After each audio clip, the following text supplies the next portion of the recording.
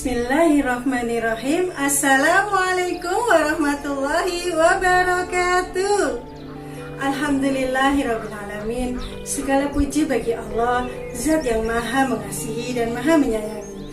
Salawat dan salam semoga tetap tercurah kepada uswah kita, idola kita, Rasulullah SAW, beserta keluarga, sahabat, dan orang-orang yang mengikuti sunnahnya. Apa kabar teman-teman yang salih dan salihah? Bunda doakan semoga dalam keadaan sehat, semangat, dan selalu berbahagia. Amin. Teman-teman yang salih dan salihah, ketika kita memasuki bulan Zulhijjah, tentunya kita sangat senang sekali. Kenapa? Karena Allah banyak memberi kemuliaan dari mulai tanggal 1 sampai tanggal 10 Zulhijjah. Dan pada tanggal 10 Zulhijjah, kita merayakan Hari Raya Idul Adha atau biasa juga disebut dengan Hari Raya Kurban. Berbicara tentang kurban, tentunya teman-teman sudah sering mendengar kisah tentang Nabi Ismail yang akan disembelih oleh Nabi Ibrahim alaihissalam sebagai kurban untuk Allah Subhanahu wa taala. Dan Allah kemudian mengganti dengan seekor domba. Teman-teman yang salih dan salihah, kalau kita berbicara tentang Nabi Ibrahim alaihissalam, tentunya teman-teman juga sering mendengar bagaimana perjuangan Nabiullah Ibrahim alaihissalam dalam mencari kebenaran tentang siapa Tuhannya. Dalam Al-Quran, Allah Subhanahu wa taala menceritakan dalam surat Al-An'am ayat 76-78, di mana Allah mengisahkan bagaimana Nabiullah Ibrahim alaihissalam yang awalnya menganggap bintang sebagai Tuhannya. Dan ketika bintang tak tampak, kemudian muncul bulan, maka Nabi Ibrahim menyangka bahwa bulan adalah Tuhannya.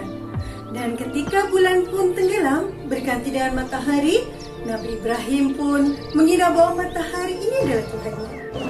Sampai akhirnya Allah memberikan hidayah kepada Nabi Ibrahim, dan akhirnya Nabi Ibrahim mentauhidkan Allah Subhanahu wa taala sebagai Rabb-Nya yang Maha Esa dan membawa agama yang hanif.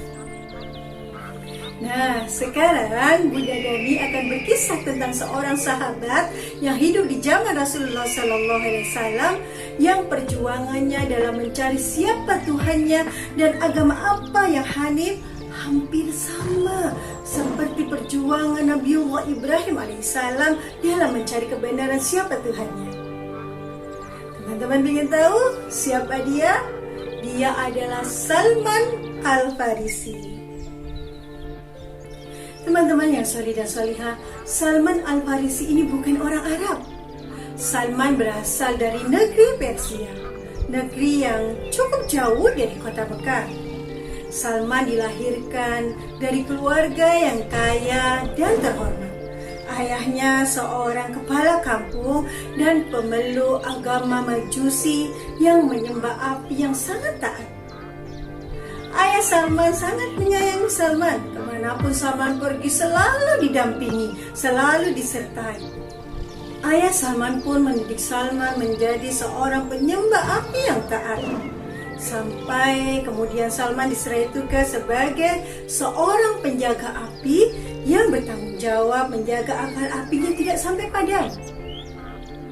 Suatu hari, ayah Salman ini sedang sibuk, teman-teman. Kemudian ayah Salman meminta tolong Salman untuk pergi ke ladangnya sendirian. Ini baru pertama kalinya Salman pergi tanpa ayahnya. Dalam perjalanannya menuju ladang, Salman melewati sebuah gereja dan mendengar orang-orang di dalamnya sedang melakukan peribadatan. Salman pun kemudian masuk ke dalam gereja itu dan melihat apa yang sedang mereka perbuat. Salman begitu kagum melihat bagaimana mereka melakukan sebuah upacara peribadatan. Salman kemudian bertanya kepada mereka dari mana asal-usul agama ini. Dan orang-orang Nasrani itu pun menjawab bahwa agama ini berasal dari negeri Syria. Begitu tertariknya Salman dengan agama ini, sampai tidak terasa Salman berada di dalam gereja itu sampai matahari terbenam dan tidak pergi ke ladang seperti yang diperintahkan oleh ayahnya. Sehingga ayahnya pun menyuruh seseorang untuk mencari Salman dan membawanya pulang kembali ke rumah. Sesampai di rumah, Salman menceritakan apa yang dia lihat kepada ayahnya.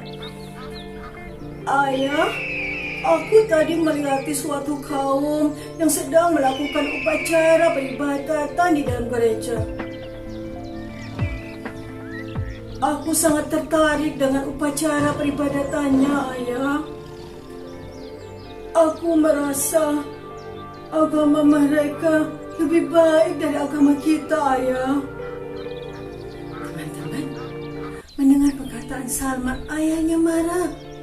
Kemudian ayah Salman mengikat kaki Salman dan kemudian Salman dipenjara. Teman-teman, kemudian Salman pun mengirim pesan kepada orang-orang Nasrani yang mengabarkan bahwa dirinya telah memeluk agama mereka. Dan Salman berpesan bila ada rombongan dari Syria hendak balik ke tempatnya semula, ke negeri Syria, Salman berpesan agar memberitahu Salman karena Salman ingin mengikuti mereka ke negeri Syria. Mereka pun mengabulkan permintaan Salman. Akhirnya Salman memutuskan rantai yang ada di kakinya dan meloloskan diri dari penjara ayahnya. Kemudian Salman bergabung dengan rombongan itu dan pergi ke Syria. Teman-teman yang solih dan solihah, sampailah Salman di negeri Syria. Di negeri ini, Salman mengabdi pada seorang uskup. Tak lama kemudian uskup ini meninggal. Dan sebelum meninggal, Salman sempat bertanya kepada uskup ini, kemana dia harus mengabdikan dirinya. Dan uskup ini menyarankan agar Salman pergi ke daerah Mosul dan mengabdi pada seorang pendeta di sana. Akhirnya Salman pun pergi ke Mosul, teman-teman, dan mengabdi kepada seorang pendeta di sana. Namun tak lama kemudian pendeta ini pun wafat. Dan sebelum wafat, pendeta ini sempat berwasiat agar Salman pergi ke daerah wilayah Romawi yang bernama Amuria untuk mengabdi pada pendeta yang ada di sana. Salman pun kemudian pergi ke Amuria dan mengabdi pada seorang pendeta sambil beternak sapi dan juga kambing. Teman-teman, tak lama kemudian pendeta ini pun sakit. Kemudian Salman bertanya pada pendeta ini, "Siapakah yang kau wasiatkan agar aku mengikutinya?" "Anakku, tidak ada seorang pun yang aku kenal yang aku percayakan engkau kepadanya. Namun telah dekat kebangkitan seorang nabi yang membawa agama Ibrahim yang hanif. Dia nanti akan berhijrah ke suatu tempat yang ditumbuhi kurma dan terletak di antara dua bidang tanah berbatu hitam. Jika engkau bisa pergi ke sana, temuilah dia. Dia mempunyai tanda-tanda yang jelas dan gamblang. Dia tidak memakan harta sedekah, namun dia memakan harta hadiah. Dan di punggungnya terdapat cap kenabian yang apabila engkau melihatnya, engkau pasti akan mengenalinya." Teman-teman, kemudian pendeta ini pun wafat. Dan akhirnya Salman pun tinggal sendirian. Suatu hari, satu rombongan datang. Lalu Salman bertanya kepada mereka dari mana mereka berasal. Mereka pun menjawab kalau mereka berasal dari Jazirah Arab. Lalu Salman pun berkata kepada mereka, "Maukah engkau membawaku ke negeri kalian? Dan sebagai imbalannya, ambillah sapi-sapi dan kambing-kambingku ini." Mereka pun menyetujui permintaan Salman, teman-teman. Akhirnya Salman ikut dalam perjalanan. Sampai akhirnya di suatu negeri yang bernama Wadil Qura, sebuah lembah yang sudah dekat dengan kota Madinah, serombongan ini menzalimi Salman dengan menjual Salman sebagai seorang budak kepada seorang Yahudi. Dan oleh Yahudi ini, Salman kemudian dibawa ke Madinah dan dipekerjakan di perkebunan kurma. Teman-teman yang solih dan solihah, suatu hari ketika Salman berada di puncak pohon kurma, sedang majikannya duduk di bawah pohon kurma, datanglah sepupu majikannya ini seraya berkata, "Celakalah Bani Qailah. Mereka berkerumun mengelilingi laki-laki di Kuba yang datang dari Mekah dan mengatakan bahwa dia adalah Nabi." Seketika itu teman-teman, badan Salman bergetar keras. Lalu Salman turun dari pohon kurma, kemudian berkata kepada sepupu majikannya, "Apa katamu? Ada berita apakah?" Namun teman-teman, majikan Salman marah. Dia meninju Salman seraya berkata, "Apa urusanmu dengan ini? Kembalilah bekerja." Salman pun kembali bekerja, teman-teman. Setelah hari petang, Salman mengumpulkan apa yang dia punya, kemudian dia pergi ke Kuba untuk bertemu dengan Rasulullah. Di hadapan Rasulullah SAW, Salman meletakkan makanannya seraya berkata, "Tuan-tuan adalah perantau. Kebetulan aku memiliki makanan yang sudah aku niatkan sebagai sedekah. Dan aku pikir tuan-tuanlah yang lebih berhak untuk menerimanya. Maka makanan ini aku bawa ke sini." Kemudian Rasulullah SAW bersabda, "Makanlah dengan menyebut nama Allah." Tetapi Rasulullah tidak mengambil sedikit pun sedekah dari Salman. Dalam hati Salman berkata, ini tanda yang pertama bahwa Rasulullah tidak memakan barang sedekah. Kemudian teman-teman, Salman pulang. Dan keesokan harinya, Salman datang kembali ke Kuba dan menemui Rasulullah sambil membawa makanan. Di hadapan Rasulullah, makanan itu diletakkan seraya berkata, "Wahai Tuan, aku melihatmu tidak sudi memakan makanan sedekah. Maka aku membawa makanan ini dan aku niatkan sebagai hadiah untukmu." Maka Rasulullah pun bersabda, "Makanlah dengan menyebut nama Allah."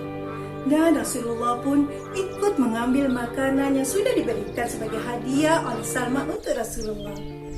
Dalam hati Salman berkata, ini adalah tanda yang kedua bahwa Rasulullah bersedia menerima hadiah.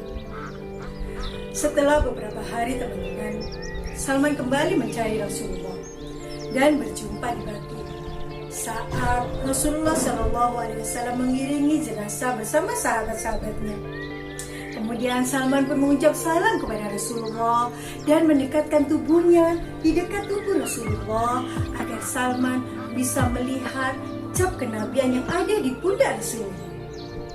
Teman-teman, rupanya Rasulullah tahu apa yang diinginkan oleh Salman, sehingga Rasulullah kemudian menyingkapkan kain burda yang ada di pundaknya sehingga terlihatlah leher dan cap kenabian yang ada di pundak Rasulullah. Ketika melihat cap kenabian yang ada di pundak Rasulullah, seketika Salman memeluk Rasulullah, menciumnya, menangis seraya menceritakan kisahnya bagaimana dia sampai bertemu dengan Rasulullah. Sebuah perjalanan yang panjang. Bagaimana seorang Salman Al-Farisi yang berasal dari negeri Persia, kemudian pindah ke Syria, kemudian pindah ke Romawi, dan akhirnya dijual sebagai budak dan sampai di Madinah dan bertemu dengan Rasulullah. Sebuah perjalanan yang panjang, teman-teman. Bagaimana seorang Salman Al-Farisi yang awalnya memeluk agama Majusi yang menyembah api, kemudian berpindah agama menjadi seorang Nasrani, dan atas hidayah Allah kemudian Allah pertemukan dengan Nabi Muhammad SAW dan mengucapkan keimanannya di hadapan Rasulullah, bersahadat, bersaksi bahwa tiada ilah selain Allah dan Muhammad adalah Rasulullah. Banyak ibrah di dalam kisah ini, teman-teman. Salah satunya, betapa besar nikmat yang telah Allah berikan, nikmat iman dan Islam yang Allah berikan kepada kita. Pegang kuat-kuat ini, teman-teman.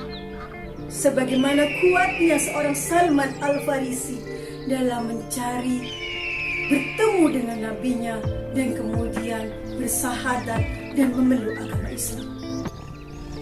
Demikianlah kisah yang bisa Bunda sampaikan. Semoga bermanfaat. Mohon maaf atas semua kekurangan dan kesalahan. Wassalamualaikum warahmatullahi wabarakatuh.